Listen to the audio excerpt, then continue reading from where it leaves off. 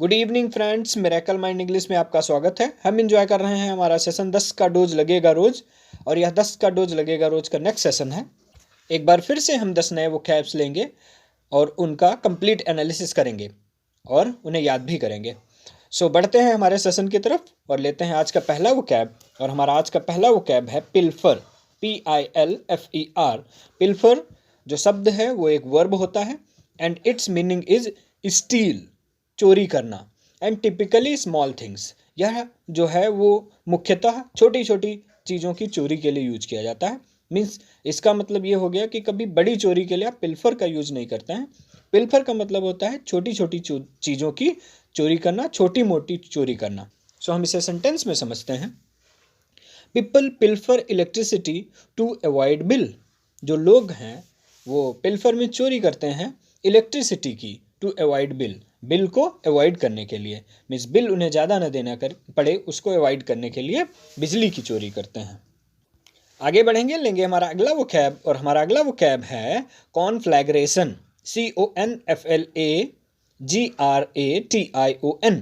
कॉन्फ्लैग्रेशन, कॉन्फ्लैग्रेशन जो है that is a noun, यह एक नाउन होता है and its meaning is wide spread fire which destroys a great deal of land और प्रॉपर्टी।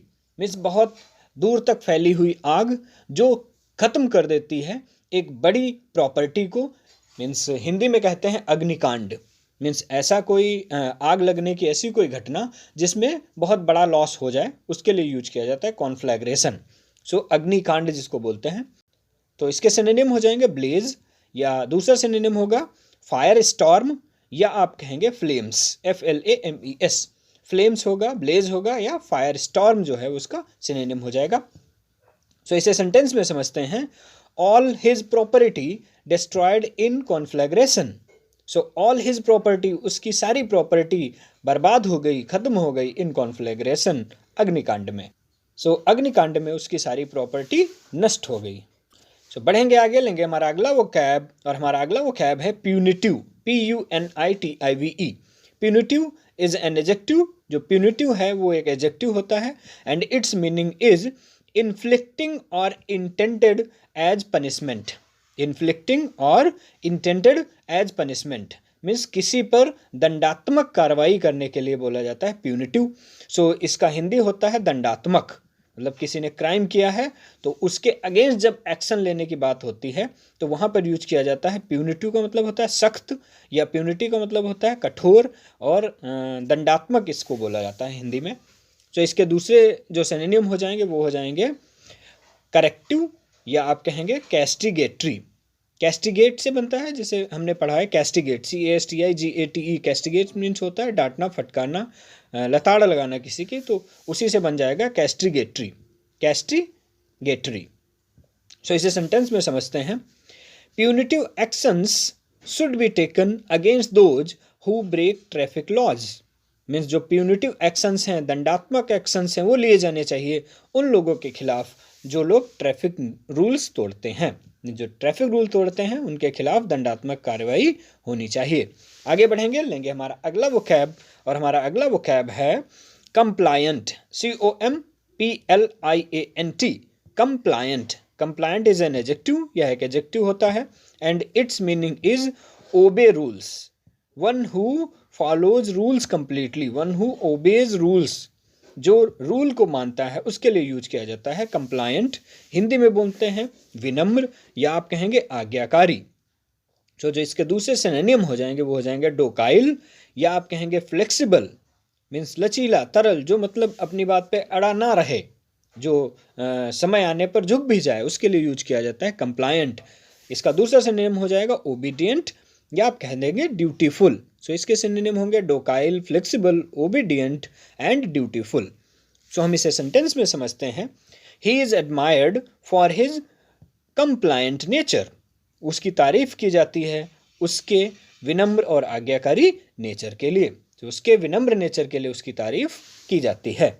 बढ़ेंगे आगे, लेंगे हमारा अगला वोकैब, और हमारा अगला वोकैब है confrontation, CONFRONTATION। Confrontation is a noun, यह एक नाउन होता है and its meaning is face, आमना सामना करना। सो कन्फ्रंटेशन का मतलब हो गया आमना सामना।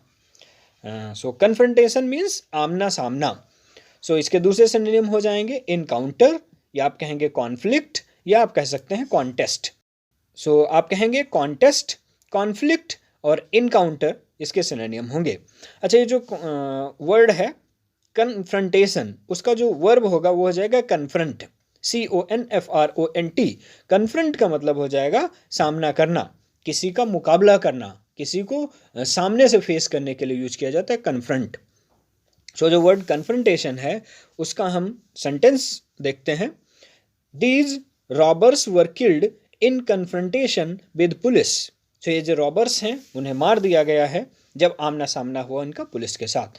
तो पुलिस के साथ आमना सामना में ये जो रॉबर्स हैं वो मार दिए गए। सो आगे बढ़ेंगे, लेंगे हमारा अगला वोकैब, और हमारा अगला वोकैब है कंडाइन, CONDIGN। पढ़ेंगे कंडाइन। कंडाइन एडजेक्टिव होता है and its meaning is appropriate. इसका मतलब होता है उचित। अच्छा, ये जो वर्ड है इसका यूज जो होता है जब कोई व्यक्ति गलत काम करता है, कोई क्राइम करता है या रॉन्ग डूइंग करता है और उसको उसके रॉन्ग डूइंग के अकॉर्डिंग ही पनिशमेंट दिया जाता है, तो उस केस में इस वर्ड को यूज किया जाता है। हिंदी में बोला जाता है लायक, या आप कहेंगे उचित, या आप कहेंगे अनुरूप। मतलब किसी ने गलत किया और उसी के अनुरूप उसको दंड मिल गया, तो वहाँ पे इस वर्ड का यूज किया जाता है कंडाइन का। तो इसके जो सिनोनिम हो जाएंगे वो हो जाएंगे एडिक्वेट, या आप कहेंगे रिगरस, या आप बोलेंगे रीजनेबल। सो एडिक्वेट, रिगरस और रीजनेबल इसके सिनोनिम्स हो जाएंगे। सो हम इसे सेंटेंस में समझेंगे। Condign punishment is rare when the criminal is a man of high society. Means condign का मतलब हो गया पर्याप्त या उचित। पनिशमेंट इज रेयर, जो पनिशमेंट है, दंड है, वो रेयर है। When the criminal is a man of high society, जब कोई क्रिमिनल हाई सोसाइटी का मैन होता है तब उसे उचित दंड नहीं मिलता है, नहीं मिल पाता है। आगे बढ़ेंगे, लेंगे हमारा अगला वोकैब, और हमारा अगला वोकैब है विवासिटी, VIVACITY। विवासिटी इज अ नाउन, यह एक नाउन होता है and its meaning is the quality of being attractively living. Means Hindi में कहते हैं जिंदा दिली। मीन्स ऐसी क्वालिटी जिसमें लगे कि इंसान जो है वो बिल्कुल जिंदा दिल है। सो इसके दूसरे सिनोनिम हो जाएंगे लिवलीनेस, या आप कहेंगे गस्टो, या आप कहेंगे इंथुसियाज्म। सो लिवलीनेस, गस्टो या इंथुसियाज्म इसके सिनोनिम हो जाएंगे। सो जो इसका एडजेक्टिव बन जाता है, जैसे विवासिटी वर्ड है, इस विवासिटी वर्ड से इसका एडजेक्टिव बन जाता है, और एडजेक्टिव होता है विवेसियस, VIVACIOUS। विवेसियस का मतलब होता है जिंदा दिल। सो विवासिटी और विवेसियस दो, एक नाउन हो गया और दूसरा एडजेक्टिव है। सो विवेसिटी को हम सेंटेंस में समझते हैं। All the time your vivacity impresses me. हमेशा जो तुम्हारी जिंदा दिली है वो मुझे इम्प्रेस करती है। मीन्स आपकी जिंदा दिली मुझे हमेशा इम्प्रेस करती है। आगे बढ़ेंगे, लेंगे हमारा अगला वोकैब, और हमारा अगला वोकैब है कॉन्ग्रीगेशन। अगला वोकैब है कॉन्ग्रीगेशन, CONGREGATION,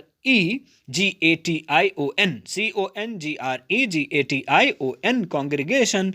कॉन्ग्रीगेशन जो है वो नाउन होता है and its meaning is religious gathering. धार्मिक जब सभा होती है उसके लिए यूज किया जाता है। हिंदी में बोलते हैं धर्म सभा, या आप कहेंगे मंडली। मंडली बोला जाता है और धर्म सभा बोला जाता है कॉन्ग्रीगेशन को। सो इसके दूसरे सिनोनिम हो जाएंगे असेंबली, या आप बोलेंगे क्राउड, या हो जाएगा followers. So assembly, crowd and followers इसका सिनोनिम हो जाएगा। सो हम इसे सेंटेंस में समझते हैं। The whole congregation was engrossed as he started singing hymns. तो जो पूरी कॉन्ग्रीगेशन थी, पूरी धर्म सभा थी, वह तल्लीन हो गई जब उसने हिम्स गाने शुरू किए। हिम का मतलब होता है भगवान के लिए समर्पित गीत। जब भगवान के लिए समर्पित गीत उसने गाने शुरू किए तब सारी जो धर्म सभा थी वह उसमें तल्लीन हो गई। आगे बढ़ेंगे, लेंगे हमारा अगला वोकैब, और हमारा अगला वोकैब है workaholic. Workaholic,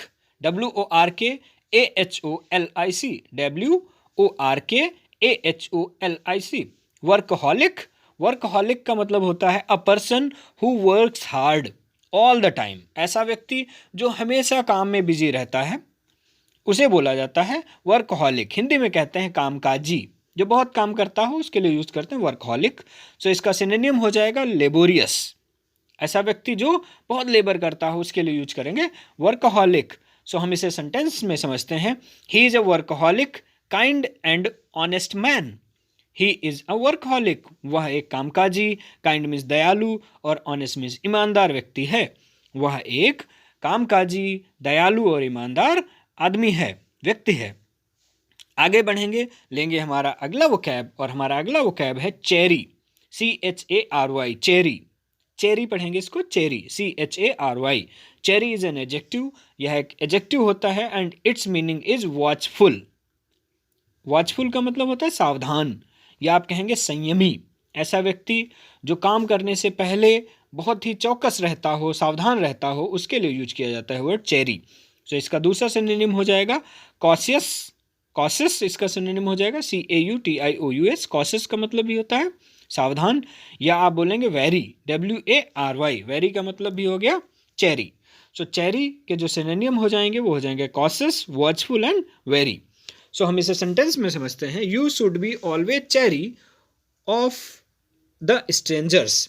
you should be always cherry, आपको हमेशा सावधान रहना चाहिए, ऑफ द स्ट्रेंजर्स मीन्स अजनबियों से।